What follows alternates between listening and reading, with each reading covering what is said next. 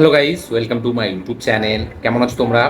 এখন আমরা কথা বলবো হচ্ছে জি5 রিলিজ হওয়ার নতুন সিনেমা স্টারিং বাবিল খান। ফিল্মটার নাম হচ্ছে লগ আউট। এই ফিল্মটা কালকেই জি5 রিলিজ হয়েছে। তো ফাইনালি এই ফিল্মটা এখন দেখলাম। কিরকম লাগলো এই ফিল্মটা, আমাকে কতটা ইমপ্রেস করতে পারলো এই ফিল্মটা, সেসব নিয়ে কথা হবে। চলো ভিডিওটা শুরু করা যাক।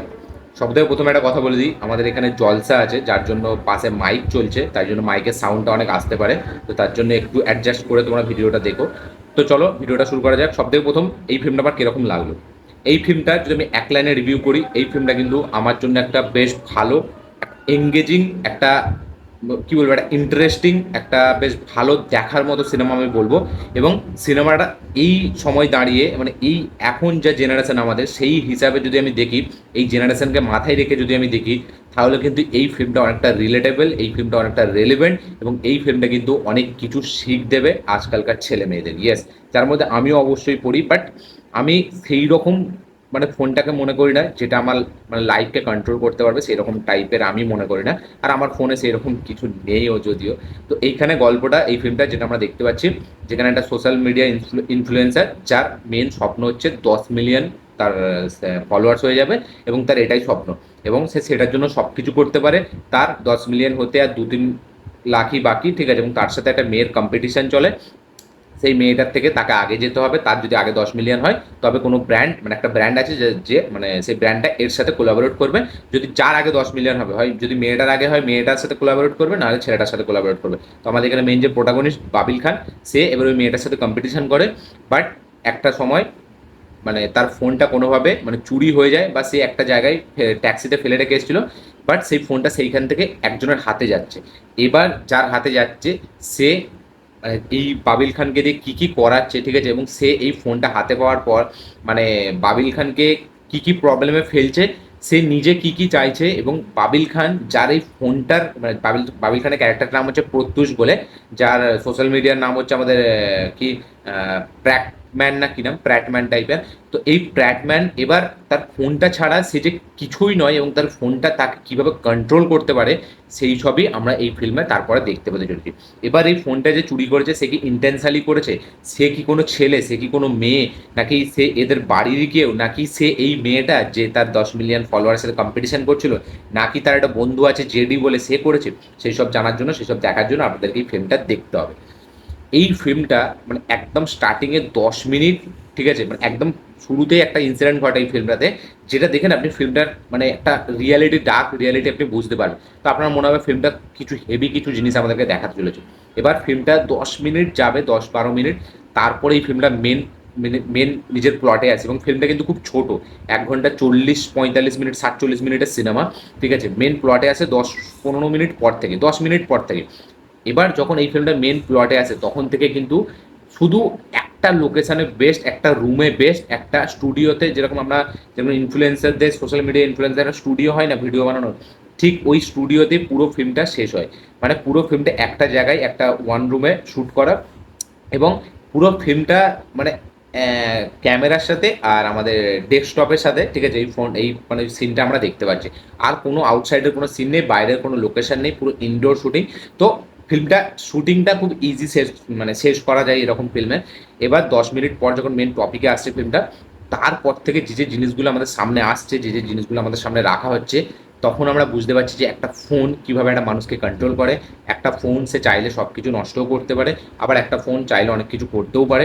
এবার এই যে এখনকারের যে ছেলে মেয়েদের যে নেশা সোশ্যাল মিডিয়া ইনফ্লুয়েন্সারে, একটা ফলোর জন্য, একটা ভিউয়ের জন্য, যারা যেসব জিনিসগুলো করতে চাইছে, যেসব জিনিসগুলো করছে, সেইগুলো অ্যাকচুয়ালিতে আদৌ কি কোনো ম্যাটার করে, ঠিক আছে, সেই জিনিসটাই আমরা এই ফিল্মের ক্লাইম্যাক্সে দেখতে পাবো।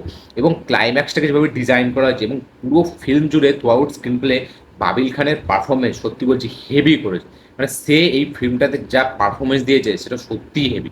কিছুদিন আগে আমি অনন্যা পান্ডের কন্ট্রোল বলে সিনেমাটা দেখেছিলাম, যেটা বিক্রমাদিত্য মোটবানি ডিরেক্ট করেছিল। তো ওই ফিল্মটাও যেরকমভাবে শ্যুট করেছিল, ফিল্মটাকে যেভাবে মানে দেখিয়েছিল, সেই জিনিসটাও আমার ব্যাপক লেগেছিল। সেখানে অনন্যা পান্ডের পারফরমেন্স আমার খুব ভালো লেগেছিল, এবং ওই ফিল্মটাও কিন্তু আমার খুব হেভি একটা ফিল্ম মনে হয়েছিল, খুব রেলিভেন্ট, খুব রিলেটেবল একটা ফিল্ম মনে হয়েছিল। এবং ফিল্মটার স্ক্রিন প্লেটাও খুব এঙ্গেজিং ছিল। বাট তার থেকেও বেশি এঙ্গেজিং স্ক্রিন প্লে আমি বলবো এই লগ আউটের, এবং বেশি হেভি পারফরমেন্স এখানে বাবিল খান দিয়েছে। এবং ক্লাইম্যাক্সের পোর্শনটা আপনাকে দারুণ কাঁদিয়ে দেবে, মানে হেভি ইমোশনাল। এবং একটা ফোনের জন্য বাবিল খানের ক্যারেক্টারটা সে তার বাবার সাথে যেটা করেছে সেটা যখন আপনি দেখবেন সেটা কিন্তু খুব মানে খুব বাস্তবিক মনে হবে। মানে আমরা প্রায় সচরাচর দেখি এরকম হতে, এবং এটা হয়েই যাবে। মানে একটা ফোন যখন আমাদের হাত থেকে কেউ কেড়ে নিচ্ছে তখন মানে যদি সেটা মানে ইন্টেনশনালি মানে অন্য হয়, সেটা যে কতটা রাগ ধরে এখানে বাবিল খানের ক্যারেক্টারটার মাধ্যমে সেটা সে দেখিয়েছে।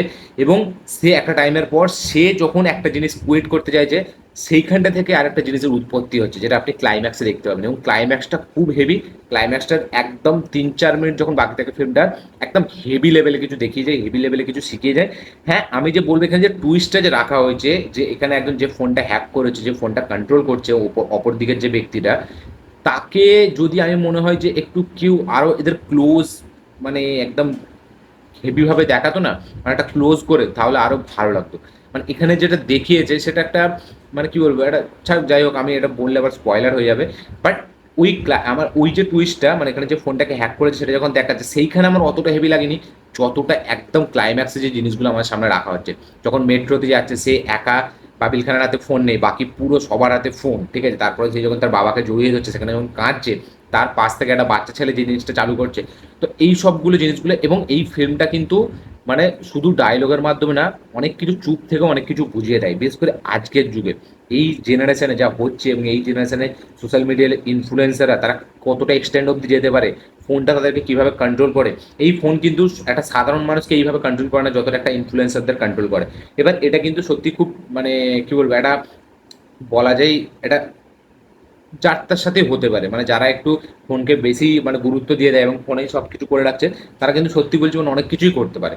এবং একটা ফোন পুরো একটা বাড়িকে কন্ট্রোল করছে, ঠিক আছে, মানে এখনকার টেকনোলজি এখন এমন চলে এসছে, অ্যালেক্সার মতো জিনিস বা আরও অনেক কিছু জিনিস, তো সে একটা ফোন দিয়ে পুরো বাড়ির লাইটকেও কন্ট্রোল করা যাচ্ছে। তো সব কিছু যে জিনিস যেভাবে দেখিয়েছে পুরো রিসার্চের মাধ্যমে, যেভাবে গুছিয়ে জিনিসটাকে দেখিয়েছে, সেটা কিন্তু সত্যিই হেভি। বাবিল খানের পারফরমেন্স টপ নচ। এবং ফিল্মে যেহেতু আর সাপোর্টিং মানে কাস্টে সেরকম কাউকে দেখায়নি, শুধু বাবিল খান ছিল। আর এখানে যে মির্জাপুরে যে ভাবিটা রোল করবে ও ছিল। আর এখানে মেন আমাদের যে অ্যান্টাগনিস্ট তাকে দেখানো হয়েছে। বাট এইখানে মেন যে একজনের পারফরমেন্স যেটা সেরা মনে হয়েছে সেটা হচ্ছে আমাদের বাবিল খান। এবং সেকেন্ড যেই ফোনটাকে কন্ট্রোল করছে, যে আমাদের এখানে অ্যান্টাগনিস্ট, তার যে ক্যারেক্টারটা, সেই ক্যারেক্টারটা কিন্তু আপনাকে খুব রাগ ধরাবে। সেই ক্যারেক্টারটা কিন্তু সেখানে ক্যারেক্টারটা কিন্তু পারফরমেন্স যথেষ্ট ভালো। মানে তাকে যেটুকু দেখিয়েছে সত্যিই বলছি সে কিন্তু পারফরমেন্স ভালোই দিয়েছে। সেই ক্যারেক্টারটা যখন বলছে যে তোমার 10 মিলিয়ন হবে, তখনই তোমার সাথে কিছু একটা হবে, ওই যে মুহূর্তটা যেভাবে টেনশন বিল্ড করেছিল সেটা কিন্তু দুর্দান্ত। এবং সেখানে কিন্তু ওই ব্যক্তিটার পারফরমেন্স কিন্তু বেশ ভালো। সব কিছু মিলিয়ে ফিল্মটা কিন্তু খুব এঙ্গেজিং, খুব মানে ইন্টারেস্টিং, খুব হেভি এন্টারটেনমেন্ট প্রোভাইড করবে আপনাকে। তার সাথে সাথে যে থ্রিলটা, যে সাসপেন্সটা, সেটাও খুব সুন্দর। এবং অনেক কিছু জিনিস শেখাবে আজকের জেনারেশন হিসাবে ফিল্মটা অনেক কিছু। এবং এই ফিল্মটা হালকা ইন্সপায়ার্ড হচ্ছে আমাদের ফ্যান থেকে, শাহরুখ খানের ফ্যান থেকে। পুরো বোঝা যাচ্ছে যে সেখান থেকে অনেকটা ইন্সপায়ার্ড হয়ে এই ফিল্মটা বানিয়েছে। বাট এই ফিল্মটার যে টেমপ্লেট, এই ফিল্মের যে স্ট্রাকচার, সেটা অনেকটা আলাদা। তো আমার তো ব্যাপক লেগেছে ফিল্মটা, পারফরমেন্স ওয়াইজ, ফিল্মটা স্টোরি ওয়াইজ, ফিল্মটা যেভাবে প্রেজেন্ট করেছে স্ক্রিন প্লের মাধ্যম দিয়ে, ফিল্মটার যে বিজিএম, মানে মিউজিক তো সেই লেভেলে নেই, কিন্তু খুব লিমিটেড।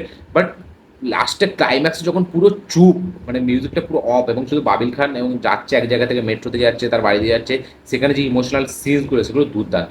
আমার ব্যাপক লেগেছে ফিল্মটা। আপনাদের কি বক্তব্য লগ আউট ফিল্মটা নিয়ে অবশ্যই কমেন্টে লিখে জানাবেন। কারা কারা আছেন যারা লগ আউট ফিল্ম এখনো দেখেননি, দেখবেন ভাবছেন, অবশ্যই একবার দেখে নিন।